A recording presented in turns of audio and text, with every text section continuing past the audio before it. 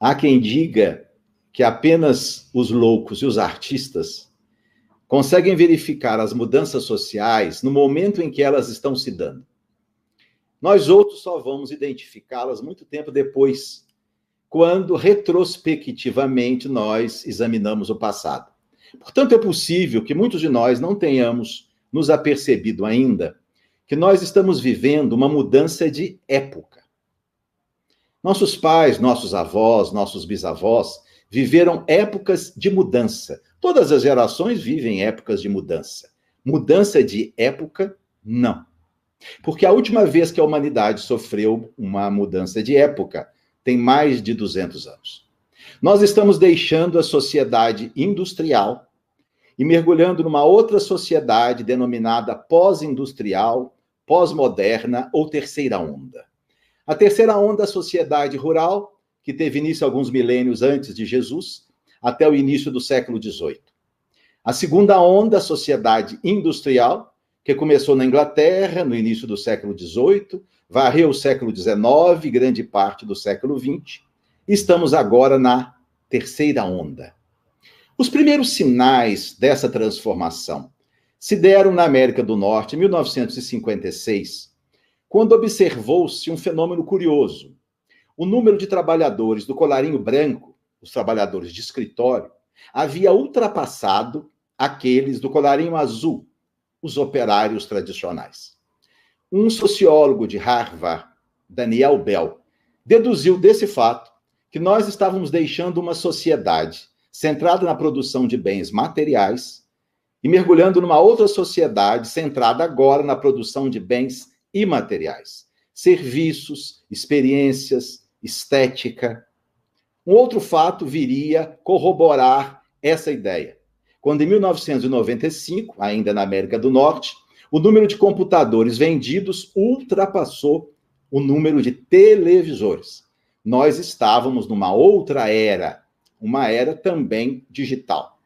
E com essa transformação, a vida numa velocidade espantosa, em que a gente sai de uma situação para outra, o pensamento flui sem que a gente consiga metabolizar adequadamente os fatos. Algumas mudanças sociais importantes, o multiculturalismo, a inserção da mulher em todos os segmentos da vida social, as afirmações de gênero, o desaparecimento de certas profissões, o aparecimento de outras, a identificação com a estética, que assume um papel extraordinário, a supervalorização da inteligência, da criatividade, e diante de todas essas modificações, a família, como uma peça fundamental da sociedade, não ficaria de fora. Tanto que muitos cientistas sociais hoje falam de uma nova família, a família da sociedade pós-industrial. E diante desse tema, eu tenho refletido sobre as características dessa nova família, procurando fazer uma ponte entre a família de 50 anos atrás, quando eu era menino, de grupo escolar, calçando quichute, e a família de nossos dias. E em minhas reflexões, eu levantei 4 pontos que eu acho que são 4 características fundamentalmente diferentes. E trouxe essas características para as nossas reflexões, obviamente introduzindo a sonda do pensamento espírita e buscando, sobretudo, as suas consequências morais. A primeira grande diferença que eu vejo na família da minha infância e a família de hoje está na própria dinâmica do relacionamento afetivo. Porque as relações afetivas no passado, elas tinham uma história, havia uma sequência lógica. Os jovens se conheciam, começavam a namorar, ficavam noivos, se casavam, aí vinham as relações sexuais, filhos e tudo mais. Isso acabou. Os jovens se conhecem, sexo. Começa um namoro muito avacalhado, em que o rapaz dorme na casa da menina, a menina dorme na casa do rapaz, que conclui com um ajuntamento muito estranho e que muitas vezes acaba em separação. No Brasil, 1/3 dos casamentos terminam em divórcio. Na América do Norte, 50% dos casamentos terminam em divórcio. Isso representa um aumento de 160% nos últimos 10 anos. Com a separação, surgiram novas relações que não eram comuns no passado. E figuras diferentes, o namorado da mamãe, a namorada do papai, uma relação entre filhos de ambos, uma espécie de meio-irmãos, com uma parentela que nem nome tem. O que é que o filho da namorada do papai é meu? Será que o avô da filha, do namorado, da mamãe, é meu avô também? Tudo isso tem a ver com aquilo que o sociólogo polonês Bauman chama de sociedade líquida. As coisas hoje são feitas para não durar. Meus avós compraram uma geladeira e usufruíram dessa geladeira a vida inteira. Eu tenho 30 anos de casado e já perdi a conta de quantas geladeiras eu comprei. A gente compra um guarda-chuva na rua Alfred por R$10, mas não dura a primeira chuva, ele é descartável. Os nossos avós tinham o seu médico, o seu dentista, a sua costureira, o seu mecânico de automóvel. Era uma relação que tinha uma estrutura, tinha durabilidade sólida. Morria o mecânico, o filho do mecânico, que havia aprendido o ofício com o pai, passava a cuidar do nosso carro. Isso hoje já não mais existe. Médico é aquele que está de plantão ou aquele que pode nos atender. O dentista, aquele que a gente consegue vaga. O mecânico, aquele que promete entregar mais rápido. Recentemente eu atendia no consultório uma senhora. Enquanto nós conversávamos, eu fui olhando alguns exames e algumas receitas que ela já tinha. E eu percebi que em menos de um mês, ela tinha estado em 3 reumatologistas. Eu era o 4º, em um mês. Eu perguntei a ela, mas a senhora já consultou com o doutor fulano, doutor Cicrano? Ah, doutor, eu gosto de ouvir outras opiniões. Muitas vezes eu atendo pessoas no SUS e, ao término da consulta, já no corredor, me despedindo, pergunta meu nome. Ou seja, foram consultar com o médico sem saber o nome, consultaram com o médico sem saber o nome, e muitas vezes vão embora sem saber o nome. Uma sociedade líquida se identifica com uma afetividade líquida. Parece que as relações afetivas hoje são feitas para não durar. Ninguém quer se estressar com o relacionamento. Ao primeiro problema, termina, parte para outro, a fila anda. Na verdade, meus amigos, nós não sabemos ainda como lidar com tudo isso, mas há uma questão que é ponto capital segundo a doutrina espírita. Os valores morais que nós vamos colocar em qualquer tipo de relacionamento. Jamais vamos fazer com outras pessoas aquilo que nós não gostaríamos que fizessem conosco no campo da afetividade. Entender o outro como alguém que tem um sentimento, que tem sonhos, que tem desejos, que tem carências. Agindo assim, considerando o bem-estar do outro, nós saberemos navegar nessas águas turbulentas das relações afetivas.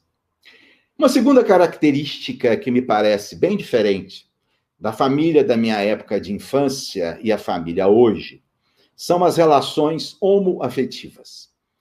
Família constituída por 2 homens ou por 2 mulheres e, às vezes, com filhos. Um estudo realizado no Brasil, no ano de 2017, contabilizou 300 mil pessoas vivendo uma relação homoafetiva estável. E certamente esses dados são muito superiores a este. Na América do Norte, no ano 2000, existiam 600 mil lares formados por 2 homens ou 2 mulheres, 1/4 deles com filhos. O que não deixa de ser curioso.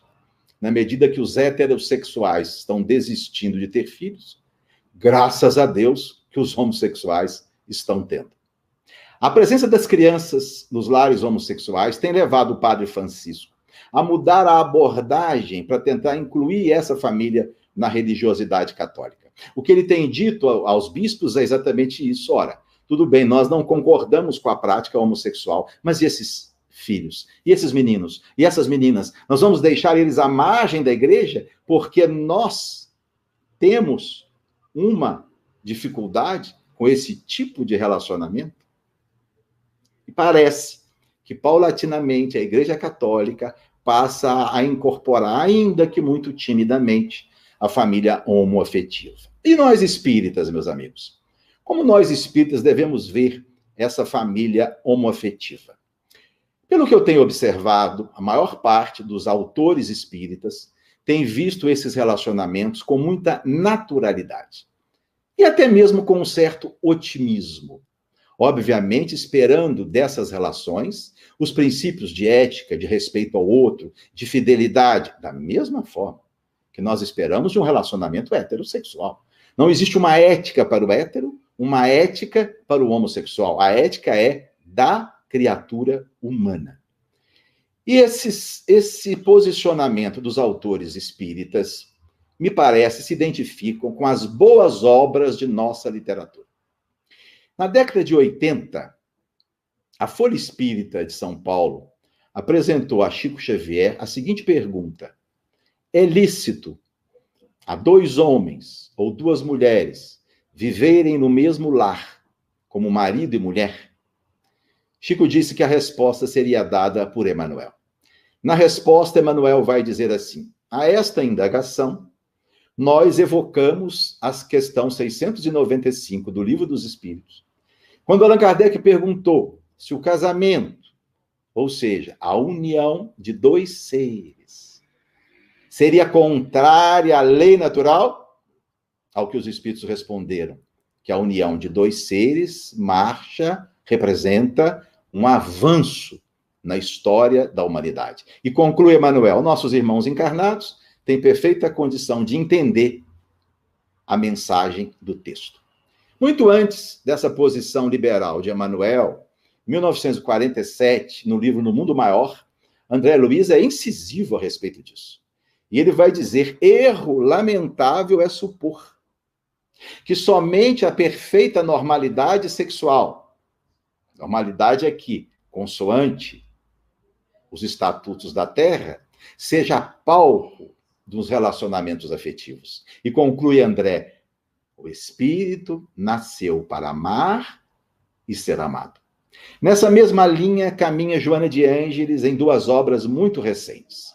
Em um livro da década de 90, denominado Ilumina-te, Joana diz assim: todo e qualquer relacionamento que une dois indivíduos num clima de afetividade e consideração pelo outro merece de nós o maior respeito. E ainda mais incisiva Joana numa obra de 2007, Encontro com a Paz e com a Saúde, quando ela vai dizer assim: ser homossexual, amar uma pessoa do mesmo sexo, é um fenômeno perfeitamente normal. O conúbio físico com a outra pessoa é opção pessoal. Não consideramos essa atitude como de natureza reprochável. Eu, particularmente, tenho dito isso, repetido em palestras, em seminários, e tenho observado como as pessoas estão abertas para incorporar no seu dia a dia esse novo posicionamento. Ainda recentemente, o ano passado, num seminário realizado na cidade do Rio Pomba, no momento das perguntas, um senhorzinho, muito simples, me parecia até um produtor rural. Ele levantou a mão e disse assim: Ricardo, eu queria dar um depoimento, porque eu tenho um filho de 19 anos, e mais ou menos há uns 2 anos ele me procurou, a mim e a minha esposa, e me disse que era homossexual. Eu confesso ao senhor que eu tive muita dificuldade. Essas novidades, sabe como é, a gente criado na roça? Mas eu e minha esposa pensamos, conversamos e dissemos assim: é claro que a gente tem que aceitar. É nosso filho. Ele tem o direito de ser aquilo que ele é. Eu confesso para o senhor que estava indo tudo bem. Convivíamos bem, não tocávamos no assunto, mas agora, há 15 dias, ele me procurou para dizer que vai se casar. Vai se casar com um outro rapaz. Aí, senhor Ricardo, para mim já está demais. Aí, porque ele ser homossexual, eu entendo, mas ele casar, o que é que o senhor acha? E, felizmente, pediu a minha opinião. Que bom quando as pessoas pedem a nossa opinião. Porque quando não pedem, o problema é delas. Quando pedem, o problema é delas e nosso. E eu, então, disse a ele o que eu tenho dito. Meu amigo, a melhor coisa que pode acontecer a um indivíduo que vive uma orientação homossexual encontrar um parceiro fixo, é constituir um lar, é dar dignidade ao seu relacionamento. Que bom que o seu filho está procurando aquilo que é o ideal, um relacionamento fixo, uma relação monogâmica, um parceiro com quem vai dividir o seu espaço, as suas alegrias e as suas tristezas. Mas eu tenho visto que alguma rejeição a essa ideia no movimento espírita se baseia principalmente em alguns estereótipos. O estereótipo é uma ideia preconcebida a respeito de uma coisa, de uma situação e de um fato. O estereótipo é extremamente perigoso porque ele cria uma ideia que alimenta a reação posterior. Isso é uma coisa que, porque toda violência, ela começa por um pensamento que a alimenta e a estimula. A violência conceptual precede a violência fatual. A gente começa a nutrir um pensamento negativo a respeito daquela situação, e esse pensamento, com o tempo, vai nos dando força para materializarmos uma ação que fere, que minora, que machuca. Eu me lembro de um personagem de Dias Gomes, vocês vão se lembrar, interpretado por Lima Duarte, que era um assassino profissional. Mas para que ele pudesse cumprir a sua missão, ele tinha que sentir ódio daquele a quem ele tinha que matar. Ou seja, ele tinha que desenvolver primeiro uma violência no pensamento, para que ela pudesse ser concretizada. Eu entendo perfeitamente a dificuldade que algumas pessoas ainda têm em assimilar essas ideias. Mas o que nós não podemos é, a partir de um pensamento pessoal, concretizar, materializar esse pensamento de uma forma que judie do outro, que minore do outro, que exclua o outro. Aí a gente tem que entender a diferença entre preconceito e discriminação. Preconceito é uma atitude mental. É como eu penso a respeito de algo. Isso é o preconceito. A discriminação é como eu ajo a partir daquilo que eu penso. Eu posso pensar o que eu quiser de qualquer coisa, mas eu não posso, a partir do que eu penso, agir de uma forma que interfira no bem-estar do outro. E nós temos que insistir muito nesse ponto. Lamentavelmente, Brasil é campeão mundial de homofobia, seguido de perto pelo México e pela América do Norte. Um homossexual é morto por dia no Brasil pela intolerância. Mais de 80% deles confessam que já foram vítimas de agressão física ou psicológica. E a coisa é ainda mais grave quando a exclusão se dá na própria família. Quando aqueles que deveriam ser os primeiros a entender, a acolher, a estimular, são muitas vezes os primeiros a apontar o dedo, a virar as costas e a fechar a porta, como se a orientação sexual fosse mais importante do que o afeto que deve viger entre os membros de uma família. Ou então aqueles pseudo-liberais, mas que têm uma homofobia sutil, disfarçada, acham que está tudo muito bem, não, por mim numa boa, cada um na sua. Mas quando aparece a notícia no jornal, o personagem ridículo na TV, ou quando, numa piadinha com os amigos, surge o tema, nós nos comportamos como qualquer um deles. Olha, minha gente, a aceitação, a compreensão pressupõe a inclusão do indivíduo com absoluta serenidade, sem deboche, sem piadinha. Ou então nós aceitamos, mas costumamos dizer assim, não, por mim tudo bem, cada um na sua, não vejo problema, desde que eles não afrontem a sociedade. Sabe o que é afrontar a sociedade para essas pessoas? É caminharem de mãozinhas dadas ou trocar uma carícia, algo assim. Porque nós somos assim, se é um casalzinho hétero, a gente suspira e diz como é lindo o amor. Não é assim? Se é um casalzinho homo, pouca vergonha, afrontando a sociedade. Afrontar a sociedade, minha gente, é roubar, é matar, é aceitar propina, é fazer coisas que prejudiquem o outro e não trocar carícias de forma respeitável. Daí Joana vai falar na necessidade de qualquer que seja o tipo de relacionamento, o respeito. A palavra respeito vem do latim respectus, e a conjunção de dois termos, o termo re, que quer dizer de novo, e o termo spectros, que quer dizer ver. Respeitar é ver de novo, ver com outros olhos, ver de uma maneira diferente, ver com naturalidade essas relações. Minha gente, não tem nenhuma importância a orientação sexual de uma pessoa. Nenhuma importância. O importante é o que nós fazemos da nossa vida. São os nossos valores morais, a nossa inteligência, a nossa criatividade, a nossa capacidade de amar. Joana fala em respeito, não fala em tolerância. Porque essa palavra tolerância é perigosa. A gente muitas vezes a entende de forma errada. A gente entende que tolerar é uma atitude de superioridade de nossa parte, de caridade. Não, eu tolero. Como se eu me colocasse num pedestal e pensasse assim: eu, homem heterossexual, branco, escolarizado, com conta bancária, tolero você. Ou seja, suporto você, que não é nada disso. Não é uma questão de tolerar, é de respeitar, ver com naturalidade. Mas o grande problema está nos estereótipos que nós temos criado. Um primeiro estereótipo, de que os homossexuais só pensam em sexo, são viciados, são promíscuos. Minha gente, não existe nenhuma fundamentação científica este princípio. Nenhum. Porque meia dúzia de homossexuais ou transexuais demonstram uma sexualidade atormentada, jamais nós podemos generalizar.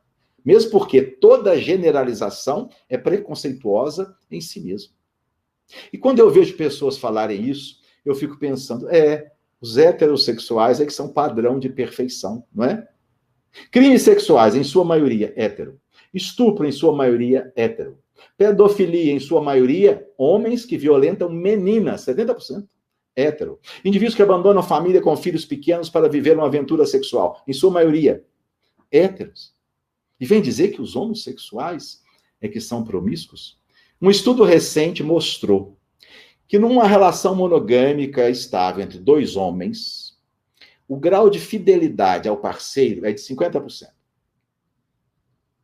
A professora Carmita Apto, da USP, e o psicólogo David Buss, da Universidade do Texas, estudaram isso em casais heterossexuais no Brasil e na América do Norte. A prevalência de homens fiéis à sua parceira é de 50%. Ou seja, os homossexuais são tão fiéis aos seus parceiros como os heterossexuais são fiéis às suas parceiras. Um outro estereótipo que foi criado: as relações, os casamentos, não vai dar certo. Eles são instáveis emocionalmente. Esses casamentos não vão ter durabilidade.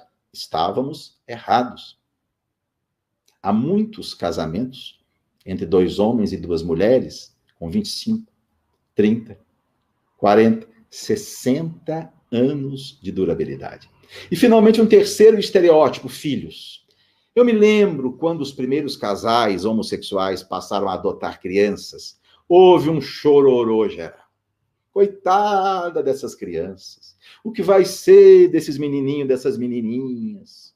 Pois bem, passaram-se os anos. Em 2003, a Associação Americana de Pediatria e a Associação Americana de Psiquiatria, em editorial nas suas revistas oficiais, disseram: estudos bem consolidados têm mostrado que as crianças criadas por dois homens ou duas mulheres têm o mesmo desenvolvimento sexual, cognitivo, emocional e escolar que as crianças criadas por um homem e por uma mulher.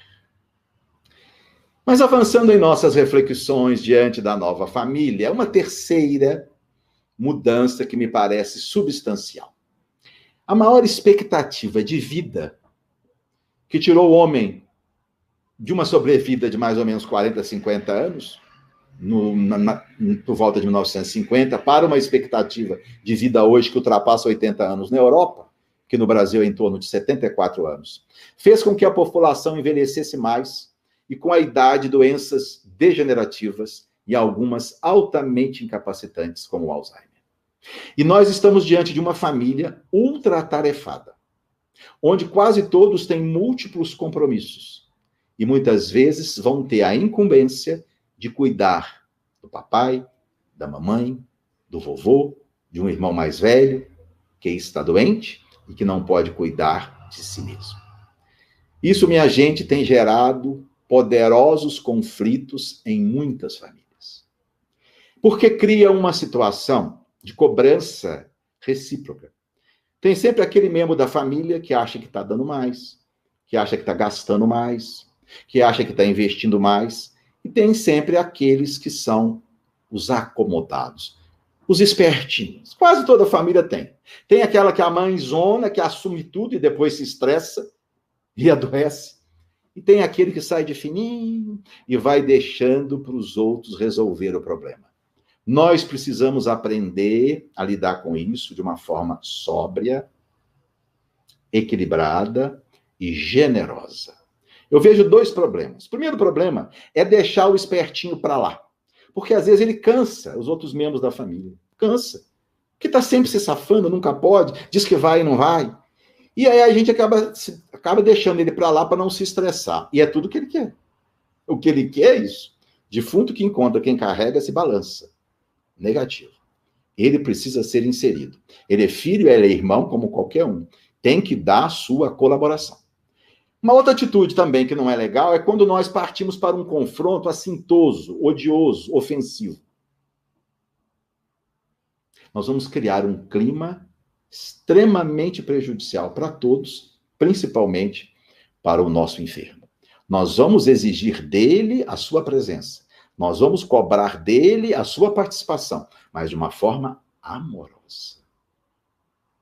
De uma forma gentil. Porque nós perdemos o direito de cobrar qualquer coisa quando nós partimos para a agressão. Quando nós partimos para um confronto que gera a odiosidade. Mesmo porque, minha gente, nós precisamos entender que as pessoas que compõem uma família não têm o mesmo grau de afinidade espiritual. Embora grande parte dos membros de uma família venham de relações prévias, reencarnatórias, no atual momento nem todos têm o mesmo grau de afinidade. A gente traz dificuldades ocultas, dificuldades a nível de inconsciente, que a gente não lembra por quê.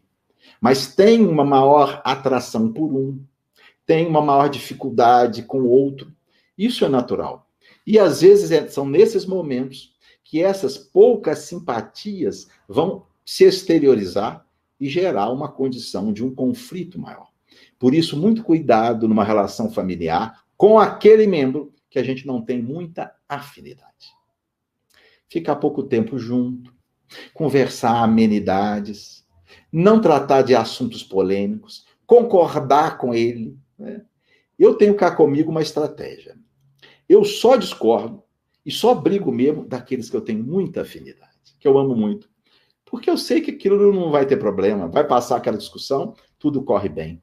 Aquelas pessoas com quem eu não tenho muita afinidade, eu concordo com tudo. Ou então faço igual o Chico, né? Diz que o Chico usava muito uma palavra, que é uma palavra ótima, palavra interessante. Quando alguém lhe dizia qualquer coisa assim, ele dizia, interessante, meu irmão. O outro não sabe se está concordando, se não está discordando. Ele não se compromete a embarcar numa mentira, mas, por outro lado, não gera um atrito. Então, para não complicar, porque por mais difícil que seja um relacionamento em família, pode piorar. E se nós não estamos em condição hoje de resolver essa relação, vamos pelo menos não piorar essa relação. Levar em banho-maria até dias melhores. Por isso eu acho que almoço em família não devia ser churrasco. Churrasco demora muito, tem muita cerveja. Lá no final vai ter briga. Almoço em família devia ser uma feijoada. A gente come, depois dá um sono, cada um vai para casa dormir e diminui os problemas.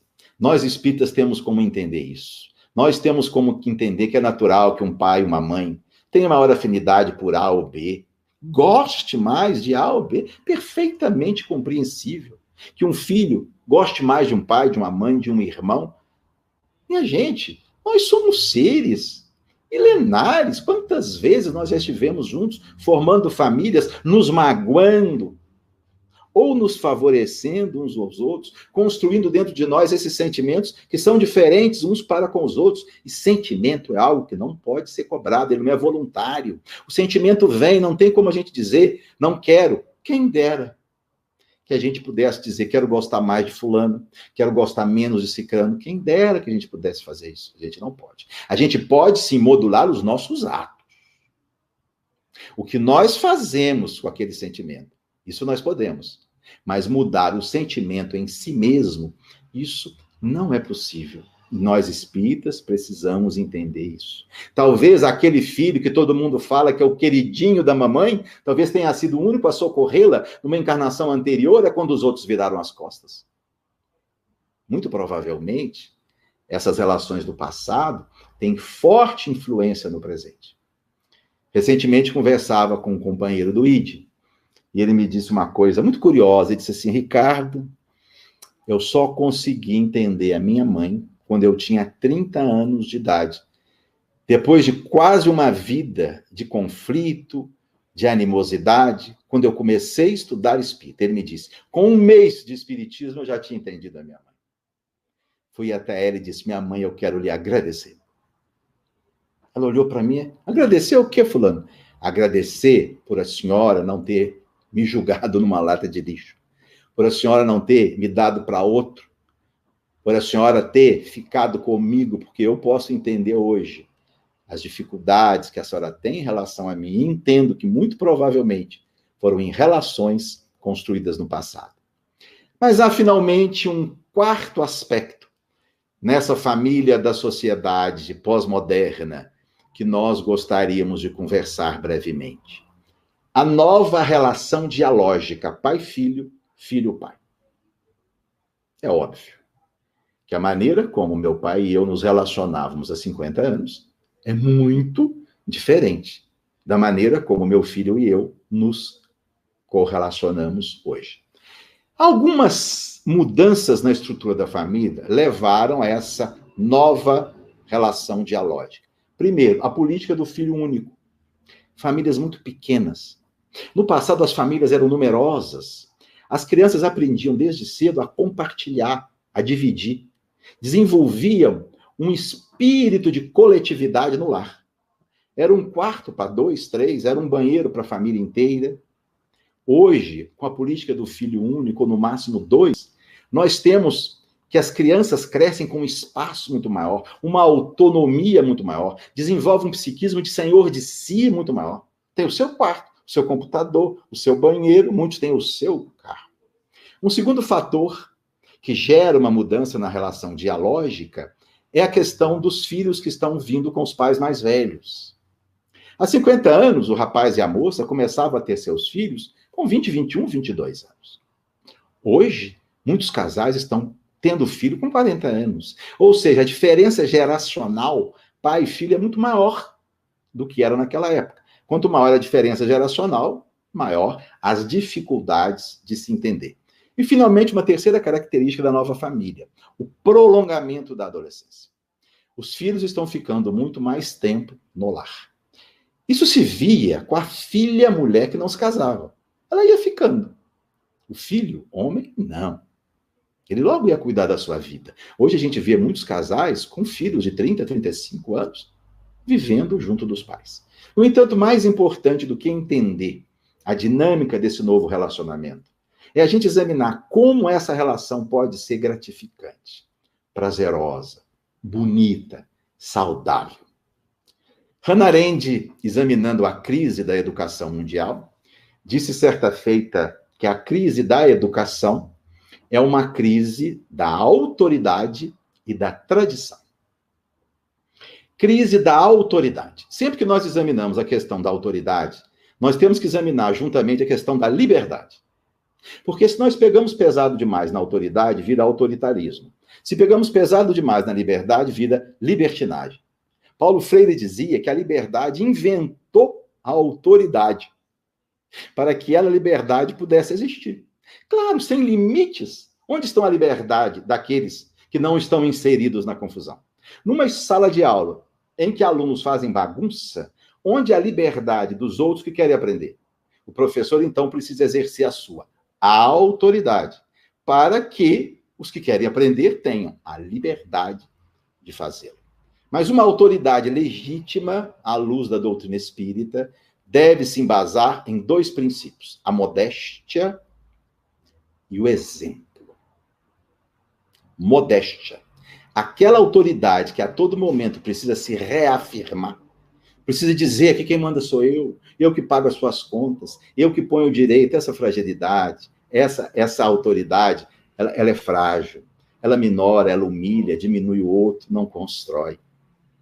A autoridade deve existir não por um poder econômico, mas por uma experiência de vida, por uma história de vida, por termos caminhado mais, cometido mais erros, mais acertos. Temos o que dizer. A autoridade no lar se dá pela história do próprio indivíduo. Há um ditado chinês que diz assim: se você não sabe para onde ir, converse com alguém que está voltando. E eu nunca me esqueço, no meu primeiro dia na residência médica, março de 1984, no Rio de Janeiro, quando o nosso chefe, o nosso preceptor, um médico mais velho, muito experiente e sábio, ele voltou-se para nós, residentes, naquele primeiro bate-papo, e nos fez uma pergunta, que era a seguinte: ele perguntou assim: meus filhos, um homem de 30 anos é muito honesto. Um homem de 70 anos é muito honesto. Qual dos dois é mais honesto? E é óbvio que nós não falamos nada. Primeiro dia, chegando lá, ele voltou assim e disse: é o de 70. É honesto há mais tempo. Então, a autoridade vai se embasar na nossa experiência de vida e no exemplo. Allan Kardec escreveu no Evangelho segundo o Espiritismo: a autoridade legítima só é aquela que se apoia no exemplo que dá do bem. Não será por muito blá, blá, blá, meus amigos, que nós vamos fazer de nossos filhos pessoas honestas. Não será por muito senta aqui, vamos conversar, que nós vamos fazer deles pessoas de bem. Será sendo pessoas honestas. Será sendo pessoas de bem. Dr. Bezerra, numa mensagem pela Ivone, meados do século passado, dizia assim: como faltam para os jovens bons exemplos. Quais os exemplos que as gerações têm tido do passado? Ases da música, da política, do esporte, altamente competentes naquilo que fazem, mas profundamente comprometidos moralmente. É isso que eles estão passando para as novas gerações.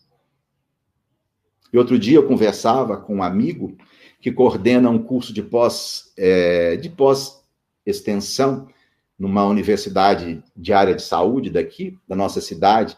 E ele me dizia: Ricardo, que dificuldade em conseguir sensibilizar os estudantes de enfermagem, de biologia, de medicina, de farmácia, de odonto, de fisioterapia, para um trabalho social durante o curso.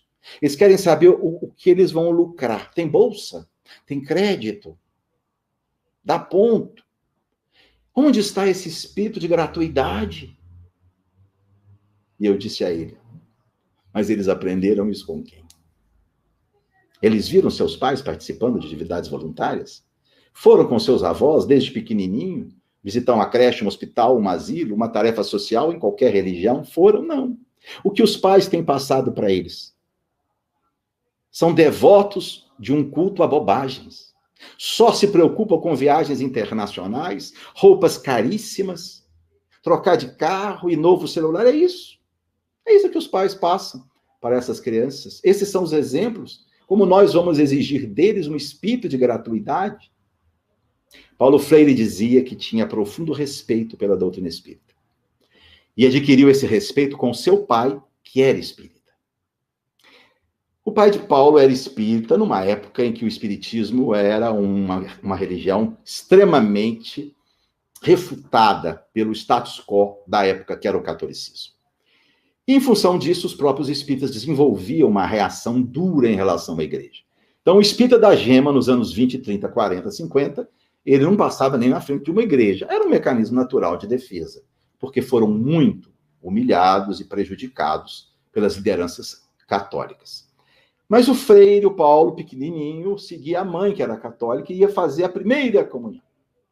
Ele sabia que o pai dele tinha horror de igreja, de padre, essa coisa toda. Mas foi até o pai. Ele tinha, acho que 8, 9, 10 anos. E disse ele: meu pai, eu sei que o senhor é espírita, mas eu vou seguir a minha mãe. E eu vou fazer a minha primeira comunhão. Eu gostaria muito que o senhor fosse. Ele conta que ele convidou o pai, sabendo que o pai não ia. O pai não iria. Mas ele voltou e disse assim: meu filho, você sabe o que eu penso da igreja, dos padres, essa coisa toda. Mas por você, eu vou. E Freire disse que isso marcou tão profundamente que durante toda a sua vida teve pelos espíritas um profundo respeito. Mas Hannah Arendt fala em autoridade e tradição. A tradição é a consideração pelo passado. É o carinho diante daquilo que nós recebemos sem termos semeado. Quantas pessoas na nossa vida construíram o que hoje chega para nós? Quantas pessoas boas, pessoas lúcidas, pessoas amorosas, que foram nos ensinando desde pequeno. A tradição é a gratidão a todos aqueles que fizeram, em grande parte, aquilo que nós somos. Nós, espíritas, devemos sempre evocar essas figuras admiráveis. Frequentemente, em meu culto no lar, eu chego mais cedo um pouco e começo a mentalizar, em pensar em todos aqueles que foram importantes em minha vida e que já partiram para o lado de lá. E mentalmente, visualizando cada um deles, eu lanço um convite para que venha estar conosco. Um convite de gratidão, de amizade, de uma atitude sincera de reconhecimento pela sua história. Tradição não é, de forma alguma, um fechamento ao novo, de forma alguma. A tradição é a gratidão ao passado, mas mantendo aberto o espírito para que aquilo que é bom, que é útil, que é belo e que é nobre, e que surgiu agora, seja incorporado por nós. Nossos filhos têm o direito de ter as suas ideias. Nossos filhos têm o direito de seguir a sua própria orientação profissional, seja o que for. Mas nós temos o direito de dizer a eles o que nós pensamos. Se um pai não pode expor a um filho o que ele pensa, então o conceito de família está absolutamente degenerado. Então será essa relação dialógica, saudável, bonita, com respeito ao passado e abertura para o futuro. Nós vamos construir. Porque sem isso, nós estaremos alimentando uma relação doente, pouco gratificante, e que só vai gerar para nós animosidade. E eu concluo me lembrando de um fato, alguns meses antes da pandemia, no nosso projeto social no ID nas manhãs de domingo. Eu falava com elas a respeito dessas questões sobre filhos, família. E elas participam muito. E houve um momento que uma delas, uma companheirinha nossa de nome Lúcia, tomou a palavra e disse assim: sabe, Ricardo, quando a gente briga, às vezes, com os filhos da gente, não é porque a gente ama eles, não ama eles, não. É porque a gente não aguenta, às vezes, ver tanta coisa errada. E começou a se referir de um filho já adulto, que mora com ela, que não trabalha, que usa droga, que rouba dela, que às vezes quebra tudo. E foi falando com tanta emoção, que chegou ao final, ninguém sabia o que dizer. Mas eu senti que eu precisava falar. Determinadas coisas a gente nem tem o que dizer, porque é uma dor sofrida alheia. É tão simples a gente dizer o que o outro tem que fazer, quando é ele que está vivendo a experiência. Mas naquele momento eu senti que eu precisava dizer alguma coisa. E dizer o quê? Aí veio a intuição. Pergunte a ela se alguém disse a ela algum dia que seria fácil.